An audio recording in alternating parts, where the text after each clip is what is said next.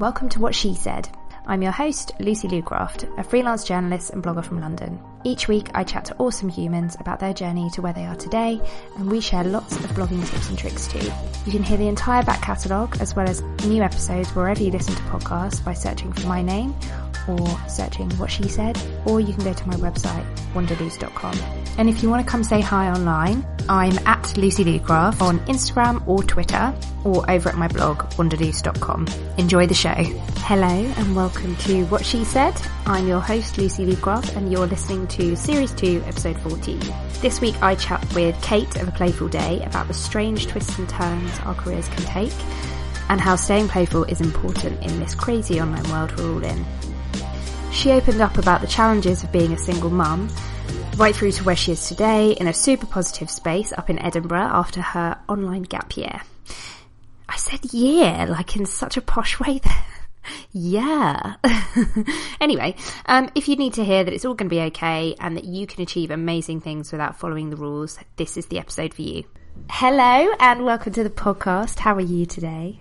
I'm very good. How are you? Really well, thank you. Good. So for anybody that doesn't know who you are, can you introduce yourself and tell us a little bit about your blogging journey so far? Oh, okay. So I'm Kate. So it's a tricky one. It's one I always go blank on. But I'm Kate, and I blog and podcast and share all kinds of things on social media and online as A Playful Day. And the kind of story behind why I chose A Playful Day is I was in a place where I felt like I needed a playful moment in every day, like a reminder to kind of be inspired and let go of some things. And I was in a job I didn't particularly like. Well, it's not that I didn't like it, actually. I did a lot of work in like mental health and behavioural services and special needs schools and often in quite deprived areas, which I loved, but the paperwork and the commuting and everything around it was knocking the stuffing out of me, I think is the best way to put it. Yeah. So I set up this kind of blog, so I was having these long commutes, and I was consuming blogs and podcasts at such a rate that I just felt like I really wanted to join in that conversation. And at the time, I hadn't really been using my camera very much, whereas when I was younger, sort of in my sort of, actually even pre-teens, I was really into photography and creative writing, and I did drama and writing at university, and I went travelling and with my camera, and then I just kind of stopped and put all that creative stuff aside and focused on work really. And so I saw the blog as a really good opportunity to pick my camera up again and take a photograph every day, or to write every day, or to try recipes out and just really be part of that really creative online space that was kind of exploding, I guess, because it was, I'm trying to think how long I've been blogging for. It must be maybe 6-7 years, I guess. And before that there was, the usual Flickr route that I think a lot of people usually mention, especially if they like photographs. Like Flickr was amazingly inspirational, and I think I came in at the sort of when everyone seemed really to know what they were doing on Flickr. I was quite intimidated in this really awe-inspired way. The blog kind of came there, and then I did a creativity challenge and decided to do a podcast episode as part of it, because there was lots of kind of blog-alongs and link-ups and things. It was very much that kind of era of blogging, and I had such a positive response. I thought I might do this again. I really like just switching on a microphone because people talk back to you a lot more. It's really nice. They do actually. That's a really good point about podcasts. Nice, yeah. People tend to like. My favourite is when people kind of live tweet when they're listening. Which I love it if I happen to be on Twitter when they're doing, because then it is like a conversation as they're listening, and which always makes me laugh. But if I come back later, I'm like, oh, I'm sorry I wasn't there for that moment.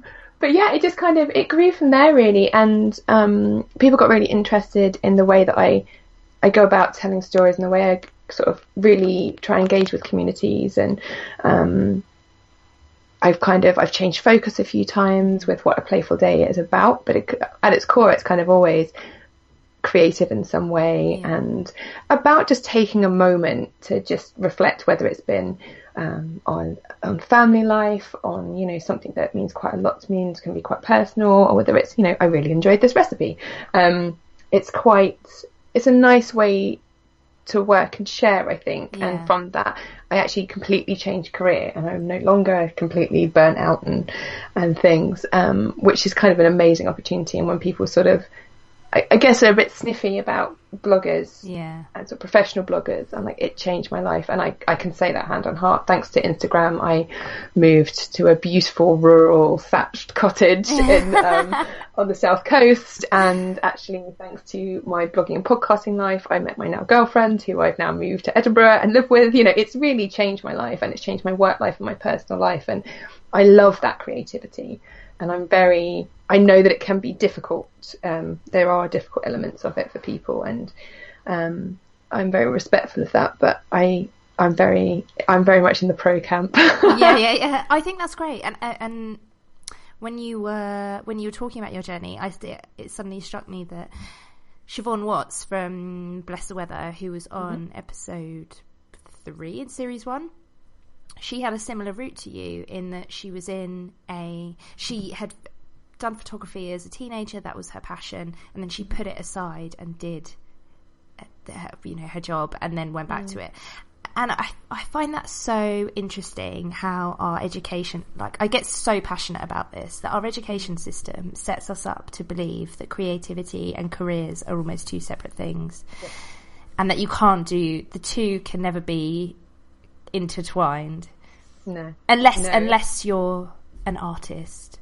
And then you have to be an incredibly high standard of artists. You know, you have to be someone that, there was always that person in your class that they were the artistic one. Yes. Like, it's just something like this mythical unicorn quality that those are the only ones. And then it's, you know, you have this idea of this sort of tortured soul in a big studio painting on an easel, and that's, in fact, I work in the creative industries now, and sure, there's plenty of tortured souls. There's probably are some big windows and some easels in there somewhere, but you know, that's kind of not what it actually looks like. And you have to be pretty creative to be a mathematician or a scientist. You know, I have a 5-year-old right now who's really into robots and programming and science, and she just, watching how she attacks, you know, any kind of problem solving or learning is fascinating, because she does it with such creativity. She loves drawing, and she loves art, and she loves running, and at the moment there doesn't seem to be a curriculum area that she's particularly, or a learning area, I hate calling it curriculum area, that she's not passionate about. And I was like, when do we kill that? When do we kill that in ourselves, that we think, this is not for me and I have to put it to one side? And that's something that I feel particularly concerned about, and I think has really been such a plus point of moving to Scotland, because it's a different schooling system. Is we're containing children to, you are going to school to prepare for work. Yeah. And they're not. They're going to school to prepare for life. Yeah. It's a life skill. And I think, had someone said to me, you will be paid to write one day, it wouldn't have occurred to me that was abnormal at the age of 9, but somewhere along the way, that's not the message I got. So I stopped pursuing that. It's so sad, isn't it? It's so sad. Have you listened to the TED Talk, Sir Ken Robinson? It's like the most popular TED Talk of all time, I think. Oh, no. Oh my God, you would love it. You would absolutely love it. He's amazing. He's so funny. He's like an educationalist, I guess. And the TED Talk is about how schools kill our creativity. And can you imagine if Shakespeare was in our current school right now? And like, do you know what I mean? Like, imagine all of these things, and we're just saying, well, no, we've put you to the careers advisor, and you've inputted this, and this, and actually you're going to be a recruitment consultant or whatever. It's ridiculous. And I think there is something really valid in. I was reading something on the pool recently, and I'm terrible with names. I have a really, really bad memory, so I'll have to make sure I get the links for people. But I tweeted it up, actually. It got a really big response. It was somebody who had been incredibly successful online, and he was all very much about mapping out people's journey and creativity and celebrating that, and very entrepreneurial way, and often the way, you know, and because he's a man, he's speaking all over the world, and everyone listens to him because, you know, men earn great deals of money when they do this online. We can get into that for days, but something that he then said is that, but there is an awful lot of failure, and there is an awful lot of people who are not getting paid what they're worth, and it's hard, and the hours it takes to put in, and it's, yes, you are living the dream, but your dream might exhaust you. And it was a really interesting point of I think there's quite it's quite a thing at the moment, I think, particularly for sort of creators online who may be offering sort of e-courses and coaching and things, is the sort of message is follow your dreams and catch the unicorn and do whatever the meme is that we're creating, or Monday motivation, and I think the very real side that I guess often happens in those one-to-one sessions and doing the courses, this is hard work, and you have to treat it like a business. And that's something I can't think when I learned that at school. I don't think I learned how to be a freelancer at school. I did it by making an awful lot of mistakes as an adult. That's the reality of it, out that, this is how you run a business. Okay. And so now I treat my blog and my podcast and my freelance work very much like a business, and I'm having fun with it, and I feel incredibly lucky to be doing it. But I worked hard for it. It's an interesting thing that I often, and I wonder, because my daughter is now in a household with two women who are self-employed, and one owns a very successful business, and I'm sort of freelancing all the time, and we work in a quite different way to how my family looked. You went out to work and you came back at a certain time, and you earned this amount and you paid your mortgage, and it doesn't quite work the same when you have a self-employed family. The hours are a bit erratic, and you have to go and pick up a prop and stick it in the back of the car, and all this kind of stuff goes on, and she'll be playing, I'll be like, stand still, that's the perfect light, I need a picture of this. That's a very normal thing in our house. And so I wonder, if she's getting the stuff that maybe I lacked at school. I'm kind of curious to see where this little scientist in this creative household turns out, Yeah, and how wonderful for her to have two strong female role models that she can directly see. She won't even think about it as she grows up. No. She'll just know that, if I want to do that, I can do that, but actually, maybe I want to do something different. And I hope she kind of keeps that, because I think most kids have that. It's like an innate thing. Like, it doesn't occur to them that failure is an option. Yeah. Unless it's, they're trying to learn to ride a bike, and, my daughter is very much, she was the same with everything. Like, she didn't learn to walk till she could walk. So she didn't do the sort of tottering necessarily. She just got up and walked one day. Okay, we're walking. And she did the same with talking. And there were certain words, like, she has an incredibly rich vocabulary. She's always been very interested and engaged with sort of conversations. She liked being in the sling because she was much more at our level. But she didn't use any word until she could use it. So I didn't get too many of the delightful mispronunciations that I learned from kids. We got aminors, which I held on to for a long time, and sometimes I would reinforce because I'm cruel. So it's one of the few I got. But I kind of, one thing that I love is that it doesn't occur to her that some things aren't for girls and for boys. It sort of, she hasn't got that message, and when she comes across it, her previous school was quite conservative in a lot of ways, and she found it really odd when people tried to define gender in front of her in terms of what you can and can't achieve. And there was a group of boys who, boys are bigger and better. She's like, no, you're not better, you're just different. And she couldn't understand why this conversation was happening. So I'm kind of curious to see how long she holds that for. Yeah, because so my nephew, who is almost 6, we noticed a very steep change when he went to primary school, that suddenly little kind of bits of sexist rhetoric crept into his vocabulary. Not that he was saying girls are well, I don't know, I guess he kind of was like, girls can't play this with me. And he would say, I want to play with Uncle Ollie, who's my husband, not Auntie Lucy. Auntie Lucy can't do this. And I remember me and my mum challenging him on this, and he just didn't understand. It was so innocent, but that's been fed to him. Really, and what a huge weight to put on little shoulders. That's what I always think. In that scenario where my daughter was upset about the way the boys had spoken to her, I actually really felt for the boys. I was like, you are growing up with a kind of a sort of toxic masculinity that you are just superior because you're boys. And that is going to inhibit you in so many ways, especially as fathers. You're going to think some things are beneath you if this carries on. And that's a woman's place to do. And that's really not okay. And I felt really quite sad about it, but also glad that they then met a little girl who was like, no, that's not going to work for me, and I'm going to explain to you why this is not going to work for me.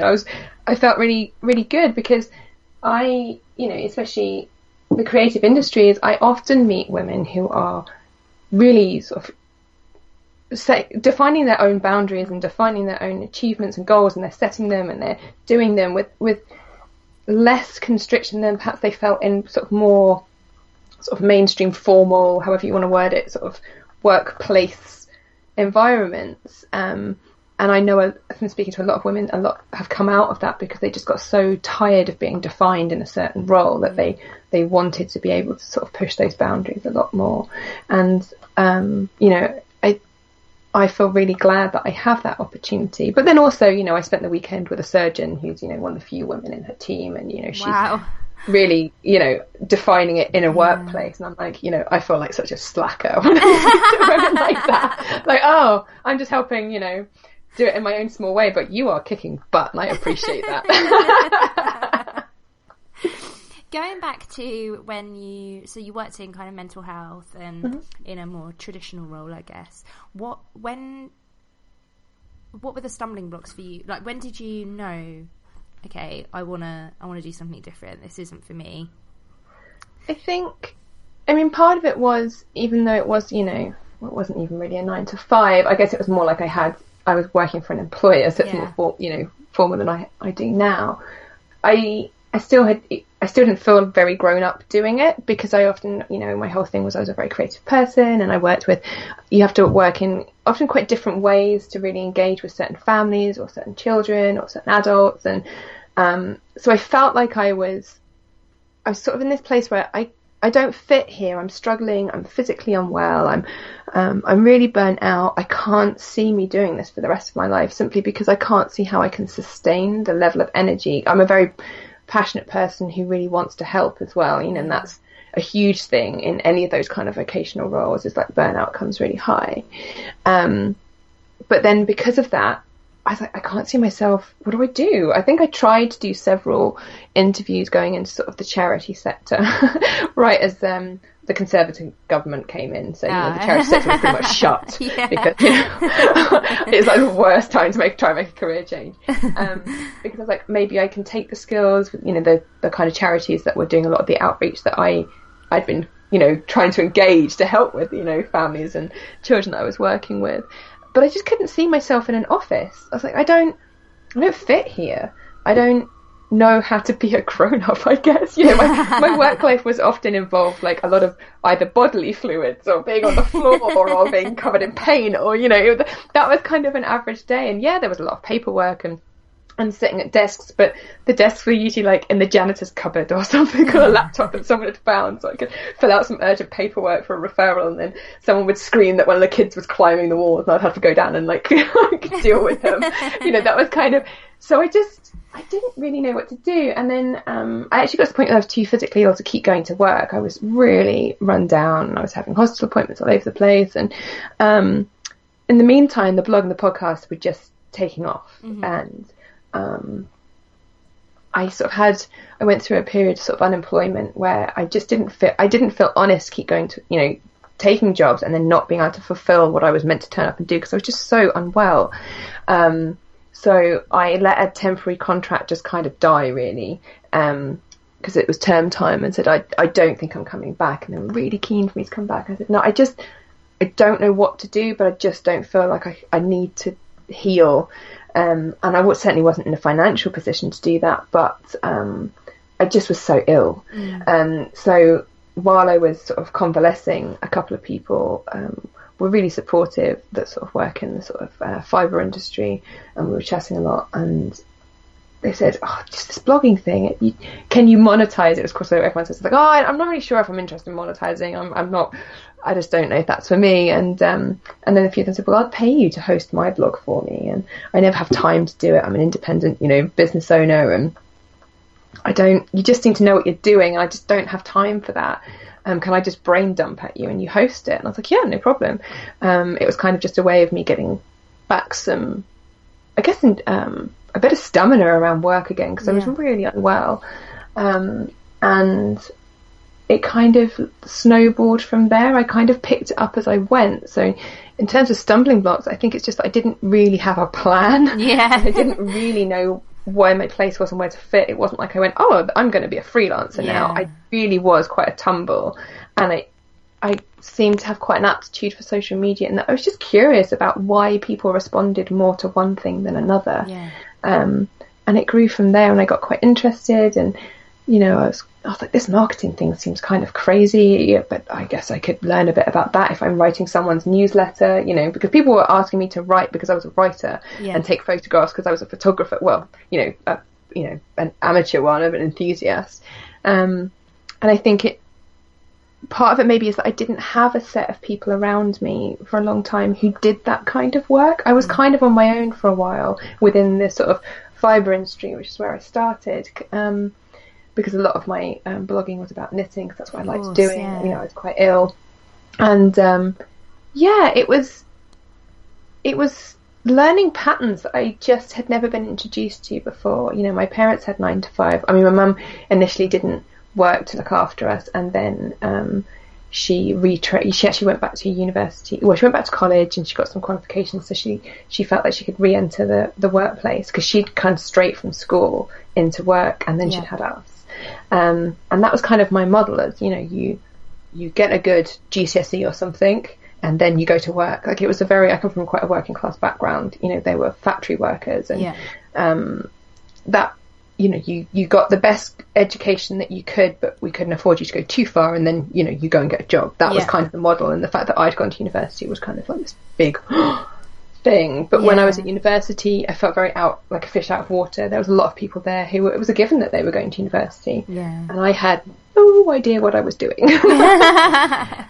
So I guess that was a theme. I think I've just sort of fumbled around for years, and I'm always amazed when I interview people for podcasts or I talk to people in the creative industry who just seem to know, and it was something innate that they knew they were going to go and create this thing. I'm always particularly fascinated by those people. I'm like, wow, I could have saved so much time.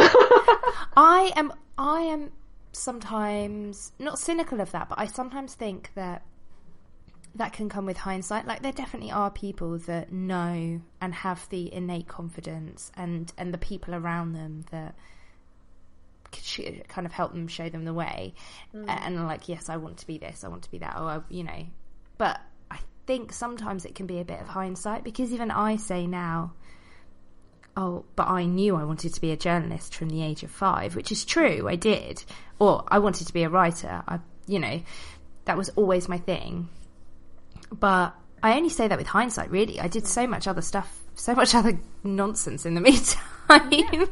And you try things on, and you take some of those skills. You know, I would liken it to gardening. You know, one year something that you lovingly nurtured for an entire 3 seasons doesn't produce the thing that you need it to produce, and you feel like it's such a huge failure and a waste. But actually, you take that lesson into the next few seasons, and that's kind of the nature of it. And I kind of think careers are the same. You try things on, and there's so many things now that I'm like, oh, if I hadn't had that experience, I wouldn't now be able to. I really do believe that so much of like the sort of the empathy that I learned through the work I did really helps me with how I engage with people, both in terms of sort of the community around what I do, but the work I do and storytelling, and particularly when I'm employed to write copy for people, I can really sort of dig into what it is that they want to convey. That empathy hasn't disappeared. You don't suddenly stop caring and listening and really thinking about someone's reaction to something. You just use it in a different way suddenly.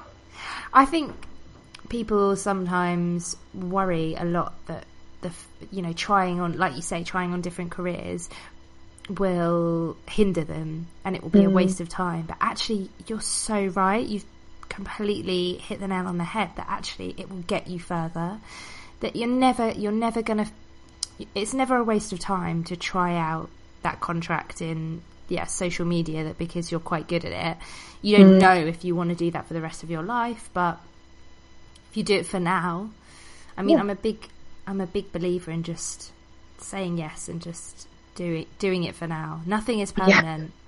No, and you can change direction at any time because you're the person living your life. I think there is a slight that's a slightly romantic view, I guess, because there is also the thing that it's a privilege to be able to do those things. It's something that I don't discredit. I'm not sure if discredit's the word, but I often feel like I enjoyed a certain amount of privilege to be able to do it because of the positions I was in at the time.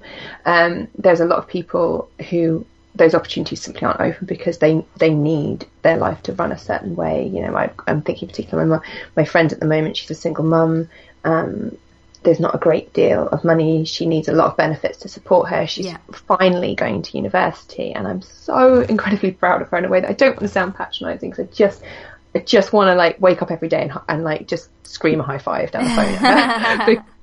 She's doing it, but she's juggling an awful lot of work and things to make it happen. And I think there's part of her that would just be exhausted if I said, yeah, but you're doing it and you're living your dream. She's like, oh, you know what? I just want to be able to provide for my kid. I think would be her answer. And it comes from a certain amount of stress being a person who has to be supported by benefits. I know that as a single parent, it's demoralising, and you do sometimes think, do you know what? I'm just going to take my life this way because I do not have to engage with HMRC. I really know what that feeling is like. As, do you know what? It's too hard. I'm done. It is demoralising. I think that's a really... I just for having to sort out maternity leave as a self-employed person, I've never felt such a scrounger in my life. But it's patriarchal, isn't it? It comes down to the patriarchy, because if men had to take this amount of time off, if they were the primary caregivers, as so often they aren't, then maternity leave would be completely different. It would not be, we wouldn't have to beg for it. No, and it's a thing that we have an entire system around a very sort of capitalist society. That we're going back to what we talked about with the schools. Like, kids go to work; they are like little drone bees. That's your job. You go out and you become part of the machine, and that's the way things are set up. So our benefits are set up the same, and just making sure it's not going to ring again. But the thing is, with the way our benefit system is currently set up, is once you're on a benefits tier, it's incredibly hard to move off of it or within it. Often this sort of seems to be this assumption, once you're unemployed, because I had that period of unemployment and I had to take sort of job seekers allowance and things, and those weekly meetings around job seekers, particularly when I was someone who was trying to either career change or to get some freelance work. The minute I took the freelance work, it negated any benefits, but the freelance work that I took was never going to be enough to pay my bills. So it's quite a punitive system that very quickly you can end up becoming more and more dependent on it. And then it becomes, and then I had this whole period, with the maternity, same thing again, like you felt quite penalised the minute you went back to work. There was kind of no easing. It's like you're in or you're out. Totally. That's what I found. It kind of keeps you in a cycle. Mum. It's totally a cycle. I was a single mum who was self-employed, and I had an opportunity to grow, and I thought, if I grow and it does, this is just a temporary bit of growth for me, I have to think about childcare. That would negate that benefit, and it's harsh. The second you misstep, if you're on working tax credits, it's gone. And you're like, that's great, but I'm eating air until you review this. And so you'd have 6 weeks of just sheer stress and dreading every letter that came through from HMRC, and that's a really horrible place to be in. Especially it's not people who perhaps have the strongest mental health who are on them. I can hold my hand up with that and say, you're in quite a vulnerable place. And I often think, I did all this. I had all this work experience where I helped people sort their benefits out, and I've done degrees, and I would consider myself a pretty intelligent person and pretty self-sufficient, and I found this system hard. So, wow, we're expecting a lot from somebody who's more vulnerable than I am. I didn't even think about it like that, because I come from a real place of privilege, and especially I think being a parent but not being a single parent, I cannot even comprehend how hard that must be.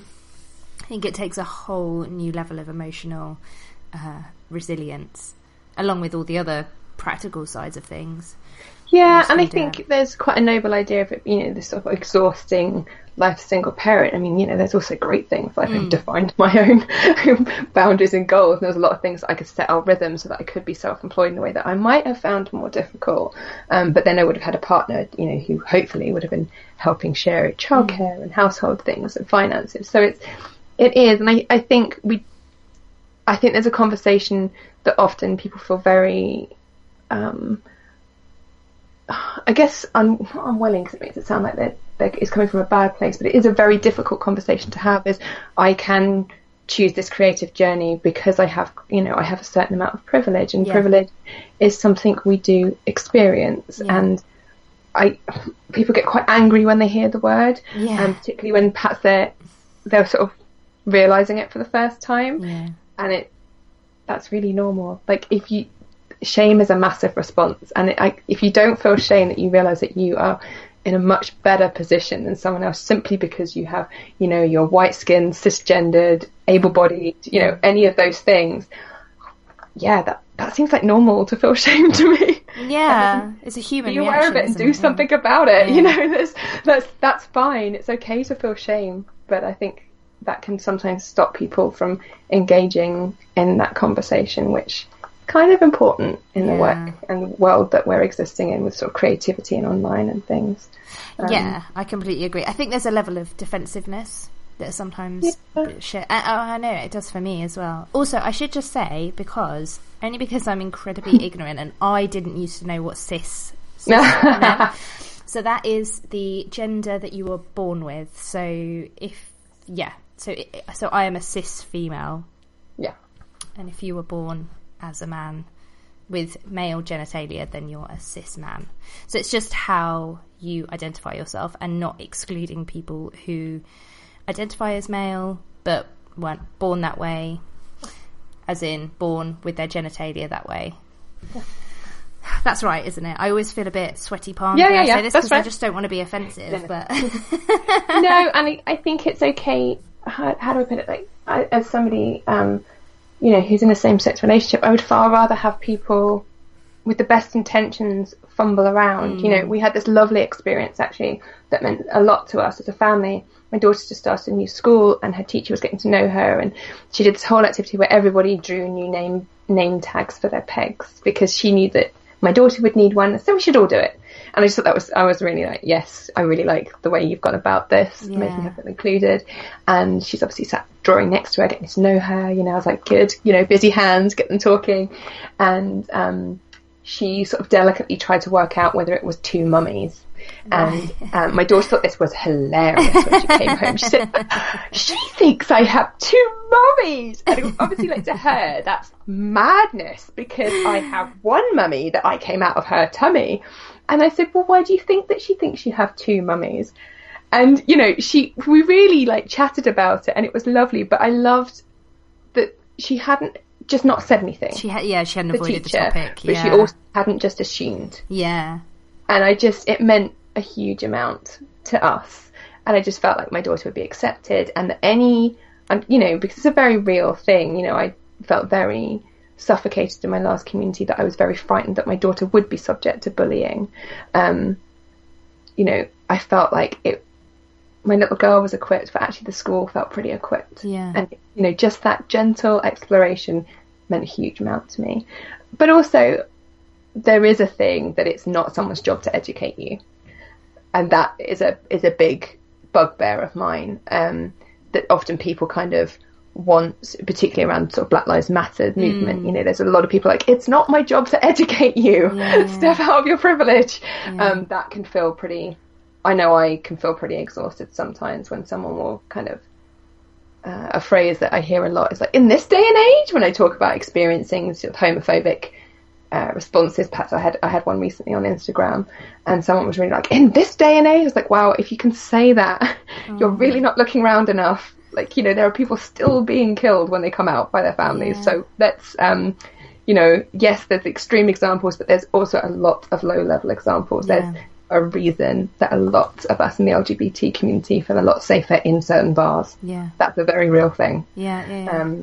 So it's, and I like the online spaces that I've found that have where they're having those conversations, because it meant that I could learn what cisgendered means and what does TERF mean, and you know, and what is this privilege thing that everyone's talking about, and why is my white privilege such a big thing, and what is white feminism, and oh god, I think that's me, and I'm gonna work on this. And I did like huge reading topics and just kind of really dive down that rabbit hole that exists online. But I think we tend to only look at just Instagram, some of the values around the Explore page I think is quite interesting. Although my Explore page, I think I'm training quite well. Some of the things that are coming up recently, I'm like, you're getting to know me, Instagram. I like high five it every time. There's a whole lot of rainbows going on here, Instagram. Good job. That's a really good point. You know, you do need to, if you don't like what you see on your Explore page, and actually it's a bit of an analogy for life, then start training it so that you can, so that you're seeing what you want to see. Well, we exist in bubbles, you know. This has been it's an echo chamber. Political discussions over the last few years. It's really kind of made people kind of, wow, I'm only talking to people who have the same opinion as me. Yeah. And perhaps only seeing things that look like me. That's a big thing too. And it's something that I've been really working on over the last couple of years on my social media, that my timeline now, it looks really varied on Twitter. I'm finding it a lot harder on Instagram. I think it is harder, isn't it? There's certain things I'm drawn very visually to certain things as well, is what I've realised. And it is a very visual medium. So sometimes someone has some really interesting things to say in the caption, but you'll lose it if you're just looking at the images. Yeah. So I sort of had to train myself not to get sucked into, oh, that's a nice coffee image. Because coffee images are, you know, comforting. They are. And it's okay if that's what you want to see. But yeah, it's important to know that there's other things out there. Yeah. And I do sometimes like deliberately go and fall down those rabbit holes and see where they take me. Sometimes, whoa, you go to a scary place, but and that stuff's there if you want to find it. But I do deliberately try and just dedicate a bit of time for just cruising around and just getting out of my usual sort of well-worn paths, if you like. I think it's really opened up the world to me. I think that Instagram, that's the key to enjoying Instagram, because I have a Facebook group for the podcast, and it's quite small, and every Wednesday we do a weekly honesty thread where I basically just say, it started out as me just saying, hey guys, this is how I feel this week, and then it just had a huge response, because if you're vulnerable, people feel like they can be vulnerable too, and it's become a really nice, safe environment to share. Oh my god! But you know, it's all around, mostly around blogging, and but a lot that comes up is people feeling really crappy about Instagram, and just feeling a bit crap about it. Like, you know, either their own profile, it doesn't look how they want, or they don't feel good when they log in. They don't feel like they're spending enough time on it, or they feel like they're spending too much time on it. And for me, I think the whole thing around Instagram is just to kind of have fun and get lost down rabbit holes. I remember Sarah Tasker saying, encouraging, get lost in a hashtag rabbit hole. Start off with one hashtag and just keep going. Yeah, that's great advice. It's so good, isn't it? Because you discover she should think about doing e-courses or something, that girl, because she knows what she's talking about, right? Oh, maybe I'll suggest it to her. Yeah, she seems like she's got time. I hear she's kind of big on I've got a lot of time for Sarah. Yeah, I hear she's a bit of a queen or something. Got a lot of time for Sarah. She talks sense. She talks so much sense. And that was probably one of my greatest takeaways for Instagram and enjoying it. Get lost down a rabbit hole. Yeah. And she's one of those people that she's very self-aware in what she's doing. So there's some people I don't know if I could always take the kind of content she shares. I don't mean that in a negative way, in that, you know, she's beautiful images, and she's very beautiful. The child's beautiful, and you know, it's just seems like this very, because she had this very whimsical thing, but she's so self-aware in it, and she's very. I love her captions, and the number of times she's genuinely made me laugh out loud, and her writing's beautiful too. You know, she's very evocative, and then her advice is very practical and able to use, and she's not someone who's got this huge platform and said, oh, but I'm not going to be political for fear I lose followers. I have a lot of time for people who do that. So I have a lot of time for that kind of, presence on the internet as a result. I'm like, yeah, go do your thing, be creative and share that dream and really inspire people. But there's heart and soul behind it, and there's a realness, and there's a great self-awareness that doesn't make me feel threatened and feel bad when I look. And I think that's a really important thing, as I think sometimes we can be chasing inspiration. Oh, these people are wonderful and beautiful, and everything's wonderful and beautiful, and suddenly you're not feeling wonderful and beautiful anymore, because it's not relating to real life. And you need something that just tethers you, maybe. Yeah. That's a really good way of putting it. The tethering often comes in, for Sarah, in the captions. Because and you trust. It's a trust thing, isn't it? You trust that absolutely that isn't her life every day. That's for Instagram, and that's fine. And I've been lucky enough to meet her a couple of times that she's the same person. Like, that is who she is. And I've because of the kind of work I do, I often meet people, who've got big profiles and things, and it's always so nice when you meet someone who is the same person. I mean, it's we're all putting our best foot forward online. You have to remember not to judge your middle by someone else's best. For sure. But it's really disconcerting sometimes when you meet someone who is completely different to how they seem online, and it's really jarring, and I often feel that's the negative side, and that's where I suspect they probably don't like how different it is. Or maybe they do, it's escapism. There is a thing about creating who you want to be, I guess, which I've done before, I wasn't... But it's exhausting, isn't it? I think it's exhausting. I don't think you can enjoy that long term. I think you can enjoy it for, 10 minutes, 2 weeks, be like, oh, this is great, this is the person I always wanted to be. But then suddenly you have to keep it up, and that feels gross. Yeah, I think. It's hard. And I think, for me, I practiced slowly drip feeding, sort of coming out online before I did in my real life. I think that's a lot of people do. They've sort of practiced maybe being the best part of themselves that they're not brave enough to be in real life, and sometimes it gives them that push. And I'm a big fan of that. I'm like, I don't tear someone down for trying. That's the equivalent of someone, trying to introduce themselves at a party, and you're saying, oh, you didn't seem real enough to me today. I mean, we'd never do that, would we? And so when I hear people tearing others down, I'm like, you'd never do that in person. I know, it's so true. You just don't seem authentic enough to me right now. Just, come on. Is that really how we treat people? But yes, you're right. It reminds me of an episode of the Adam Buxton podcast I was listening to with him, and I think it was Joe Cornish, the Christmas one that they do every year. And they were giving each other presents, and they were saying, if this was Twitter... because they didn't like each other's presents. But if this was Twitter, there'd be no pleasantries. It'd be like, God, did you get that for free? Are you sponsored by the brand? Try harder. I quite enjoy the humour that Twitter has. And again, I'm a big fan of, unfollow if you think it's a hate follow. Don't put yourself through that, because actually you and the person you're following deserve better. And use the mute button to protect your mental health if you need. Sure. I'm a big fan of looking after yourself, but I find Twitter has a much better sense of humour than Instagram, so I spend quite a lot of time on it. And I particularly enjoyed around Christmas. Christmas and there was this dad who was like, I have a millennial coming to stay, so he'll just be tweeting hilarious things, hoping it goes viral for next week. And I was like, this is so true.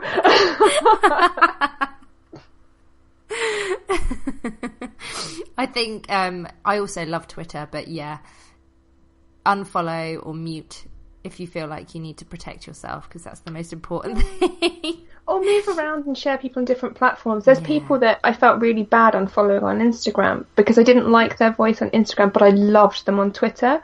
Or I was on their newsletter and I was getting the thing that I needed.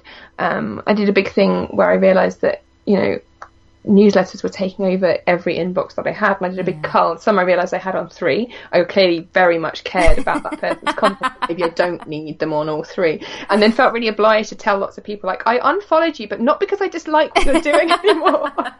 And I think we can get quite hung up that everyone is sat watching, waiting for who's unfollowing. Yeah. And I don't pay attention. Maybe other people do more, but I try to not get too much into that numbers game. But I guess, for some people who are really trying to cultivate a business, they might do. But Which is, that totally seems like the path of bad mental health. Yeah, I agree. I think it's totally fine. I understand when people have a goal, but I really always encourage understanding what the goal is before, because a lot of the time it's just an ego thing, isn't it? You get to your number that you've set as an arbitrary goal, like 10,000, so you have your swipe up, and then you're like, oh, okay, what do I do now? Yeah, my breakfast don't look better for me to Instagram. Weirdly, like there was not some magical path, and I suddenly live in an all-white living room. You know, like I'm not that Instagrammer now. That doesn't work that way. And I just think it's never going to be enough if the numbers is the target, because you'll hit 10, you'll be like, I got my swipe up. Okay, now I want 20. Now I want to be that Instagrammer. And I think, and again, I think we can often look at other people who are at those figures and think that they're not working as hard as everybody else because they've made it, or they've got everything they need, and often those people are still working really hard, and they're still having a different set of issues, maybe, or the same set of issues. I think and there's a lot of people who have very quietly set up brand new accounts that they just go and play on and enjoy themselves, and they don't particularly talk about. And I love it when I stumble across them. I'm like, oh, that kind of has so-and-so's tone. I'm like, oh, I see what you did there. Because they just want it with the pressure off. And I can totally relate to that. I think that's great. I think that's a really good message for everybody, just have a play, which is I think so. And I think that's often, I thought about, do I need to change Playful Day? It doesn't sound very grown up, but I think that's kind of the point. It's we can sometimes just get really bogged down. I'm always slightly I find it amusing when people really want me for business advice, and they sort of really, what's the secret? And I'm like, I don't know if I'm the right person for you, but I do know a series of excellent coaches I can recommend. I'm not really sure. Just have fun and be engaged with the community. Remember, it's called a social network. You're meant to be social on it. Like all the clues are there. Don't forget that there's real people on the other side. It's not a performance. Good luck. I think these are all excellent pieces of advice, and you should probably write an e-course now. I don't think I'm an e-course person. I had so much admiration for people who do them, and I think they're so great for access to a lot of people who might not be able to get the opportunity to have that kind of stuff in their lives. But I'm not built that way, I don't think. Quite happy with my camera and scuttling around. On that note, where can everybody find you online, and what are your projects this year that you want to talk about? I am. So you can find me as @aplayfulday on Pinterest, Twitter, Instagram, and I have a Facebook page that I occasionally remember exists and have a little flurry, and then I don't. I am at aplayfulday.com, and if you go /podcast, you can listen to the podcast. There's all the archives there, and there's some amazing interviews. And I have a blog which varies wildly what I'm talking about. And I actually also I'm not very good at talking about it, because I'm not very good at asking people to pay us for our content, but I host a lot of content on Patreon. It's a crowdfunder that basically, people can subscribe every month at different tiers to fund what you're doing. So some people pay for extra podcast content, some people pay for extra blogs, some people pay for sort of live hangout. There's all kinds of things I'm still sort of finding my comfort zone with, because I still find it really odd. I tried the sponsorship route and it didn't work for me. So that's something I recently sort of rebooted, if you like. I took a year off. I took an online gap year, which if you're in the position to do, I can thoroughly recommend, because I left a lot of hang-ups behind around what my numbers should be. And so it means that 2018 I'm going in with, I'm going to use Patreon to fund what I do, because I want to do more writing, and I want to do more podcasts, and I want to do a lot more around visibility and representation. And I think that's what sort of 2018 is looking about, is how I then grow a lot of different voices on a Playful Day, and how I fund that so it becomes a meaningful piece of work for me, because I was working full-time as a brand manager. The most bizarre thing that came out from doing this sort of online blogging and podcasting thing is then people wanted to employ me to do it for their brand, which I resisted for a long time, and then actually I ended up working for a young company who I loved, and I've been able to really push my photography and writing with them, and I was doing campaigns and all sorts, but I needed to step back in order to move. So now I'm doing freelance, and again, I sound like I'm quite reactive all the time in the way that I work, but I do try to be. I'm getting a lot of requests from people who are sort of looking for more documentary style photography and more representative photography. I've had a lot of same-sex families contact me for photo shoots because they didn't feel perhaps the sort of more straight photographers in their area were giving them what they needed. Yeah. They didn't feel seen. So I'm going to be working on that portfolio. That's hugely exciting. It is. I'm really excited about it. It's the first time I've kind of said it in public, I guess. That's what I've been quietly working on. So yeah, that's kind of, I guess, where I am, is just working on getting more writing. I was writing a lot of editorials and places a few years ago, and I stopped just because, it's not the kind of publishing cycle often for online is very fast, and it's not conducive when you're a single parent with limited childcare. It's like, well, I need to do a rewrite at 2:00. It's like, well, actually I've got to go on the school run. Sorry, I know it's meant to be in for tomorrow, but so I think working on that more is definitely a big thing, because I've been very lucky that over the last year I took a year out, I came back, and when I came back I made the very conscious decision to be out and visibly out, because I felt I couldn't be, because I didn't see people like me. And now that I'm there, I kind of want to really use that and just write about that experience, because I know that people enjoy my writing, and it matters. Stuff really matters to me, so that's what I'm going to work on this year, to do it in a hopefully structured way. I am so excited to follow along. Thank you. I could literally talk to you for hours and hours and hours, but I'll let you go. Thank you so much for being part of the podcast. Thank you. It's been a really nice experience. Oh, good. It's been a joy to chat to you. Thanks for listening to What She Said. I really appreciate it. I hope you enjoyed the episode, and if you did, please think about leaving me a 5-star rating and a review if you have time. This really helps other people find the podcast and means that Apple don't hide me in their vaults. If you fancy joining my small but perfectly formed bunch of podcast fans for chit chat on Facebook, head to facebook.com/groups/What She Said podcast and come and join us.